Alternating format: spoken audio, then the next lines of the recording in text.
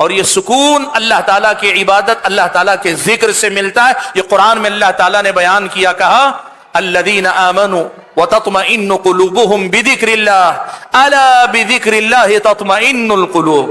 لوگوں سنو، اللہ کے ذکر ہی سے دلوں کو سکون ملتا ہے۔ سبحان اللہ۔ رب العالمین نے ان عبادتوں میں ہمارے اور آپ کی زندگی کا حقیقی سکون رکھا ہے۔ ایک بات یاد رکھو، عام طور پہ دو لفظ ہیں وہ آپس میں ایک ساتھ استعمال کیے جاتے ہیں، آرام اور سکون، لیکن آج میں ذرا سا فرق کر کے آپ کے سامنے اس مسئلے کو بتاتا ہوں۔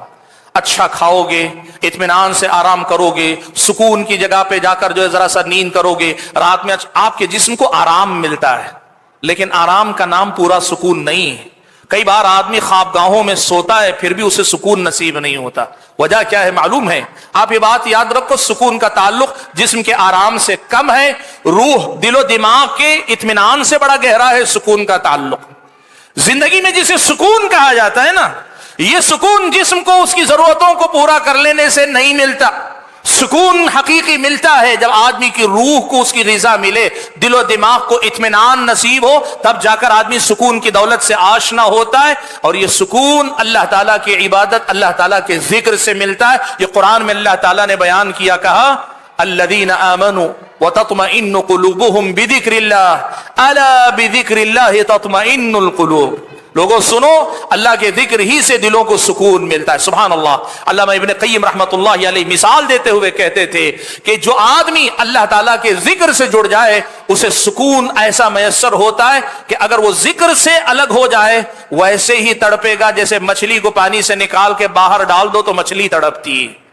مسئلہ ہم میں سے اکثر کا یہ ہے کہ زندگی کے حقیقی سکون کا شاید ہم میں سے بہت ساروں نے ابھی تجربہ نہیں کیا۔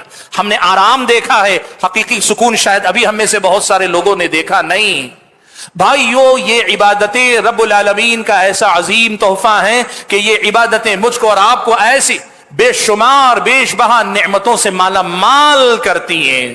اور اگر میں آپ کے سامنے ایک ایک عبادت، الگ الگ ایک ایک عبادت کا تذکرہ کروں اور ہر عبادت سے ملنے والے فائدے یا ہر عبادت کا ہماری زندگی میں فائدہ کیا کیا ہو سکتا ہے گنانا چاہو نا، یقین مانو بلا مبالغہ کہہ رہا ہوں، ہفتہ نکل جائے گا لیکن ان کے فوائد ختم نہیں ہوں گے۔ یہ رب العالمین کی شریعت ہے، یہ رب العالمین کے طے کردہ عبادتیں۔ وہ جس نے ہم سب کو بنایا وہ جانتا ہے ہمارے لیے کیا مفید ہے، اور جب اس نے یہ عبادتیں میرے اور آپ کے لیے مشروع قرار دی ہیں تو پھر ان عبادتوں کا بڑا اہم کردار میری اور آپ کی زندگی میں ہے۔ مجید ایسی قرآن اور سنت بیانات دیکھنے کے لیے ہمارے چینل سبسکرائب کریں۔ جزاک اللہ۔